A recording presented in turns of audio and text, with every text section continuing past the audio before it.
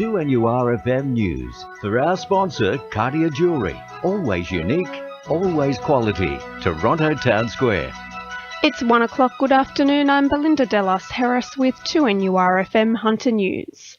A 27-year-old male nurse from Redhead has been arrested over the deaths of 2 elderly residents and the sudden illness of a third at Wallsend's Summit Care nursing home. Police will allege all 3 patients who did not suffer from diabetes were induced into a hypoglycemic state after being administered high dosages of insulin within 24 hours of each other in October last year. It's expected the man will later be charged with the alleged murder of an 83-year-old woman and a 91-year-old man, as well as the alleged attempted murder of a 91-year-old female. A central bus layover area near Newcastle railway station may soon go up for sale, with the state government reviewing services across the region. As the number of people currently using public transport continues to decline amid debate about the future of the city's rail line, the layover area is being considered as part of Newcastle's ongoing revitalisation. Hunter Transport Improvement Association President Graham Boyd says the project is under review, including an alternate bus terminal. At this stage, we're not aware of where a new bus terminus might be, although Market Town, in terms of street access, is probably the most logical place. A Pacific Palms nightclub employee is recovering in John Hunter Hospital after being attacked with a machete during an armed robbery on Sunday night. The offenders are described as being between 20 and 30 years of age and between 180 and 190 centimetres tall. Michelle Monaghan from police headquarters says employees were attacked after closing hours. The men confronted 3 employees who had closed the club and were leaving the building at the time. The employees were forced back inside and a male employee was assaulted with the machete. He sustained a severe laceration and a fracture to a bone in his arm.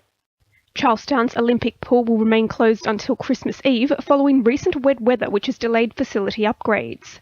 Lake Macquarie Council has completed work on smaller pools, but will continue with improvements to the 50-metre pool, fixing grating and replacing tiles and pumps. Assistant Assets Manager Helen Plummer says there are options for those wanting to swim in larger pools while work continues at Charlestown. And if people are looking to access a 50-metre pool, the pools at Spears Point and at Swansea are both available and open to be used over the Christmas period. 12 community-based projects in Maitland will be receiving funding as part of a statewide community building partnership program. $300,000 will be invested into the Maitland area with an emphasis on creating local jobs and improving the community. Maitland MP Robin Parker says she's glad to see the community work so hard to achieve funding. I'm always delighted and amazed by the community groups, the work that they put into these projects. Working with government in a partnership really is a fantastic initiative. Singleton Council has begun endorsing Small Acts, Big Change, a waste education program to encourage residents to reduce the amount of waste they create during the festive season. Council is asking households to make their Christmas more sustainable by giving vouchers for local stores and donating to charities in lieu of gifts. Singleton Council's Lindy Hyam says Small Acts, Big Change allows households to help the environment. Small Acts Big Change is a waste education campaign that's really aiming to encourage the community into really looking at how, with simple acts, they can reduce their impact on the environment through better management of waste over the Christmas period.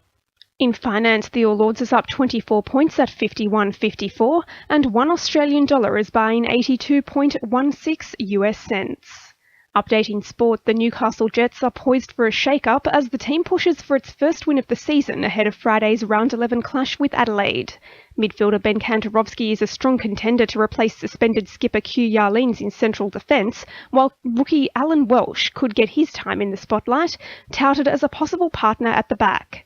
Goalie Ben Kennedy says third-placed United shouldn't be underestimated. They're probably the best team in the league up there with Melbourne and Perth. It's going to be a tough game. They've got some quality players like Karuska and Sirio and all those guys. So we're now in for a battle.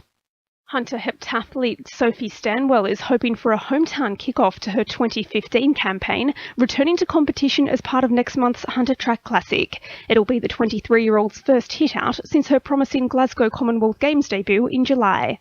And Newcastle wheelchair racer Kurt Fernley is set to headline a star-studded field at the Hunter Track Classic to get underway in Glendale from January 31. 2NURFM News Time is 1:05.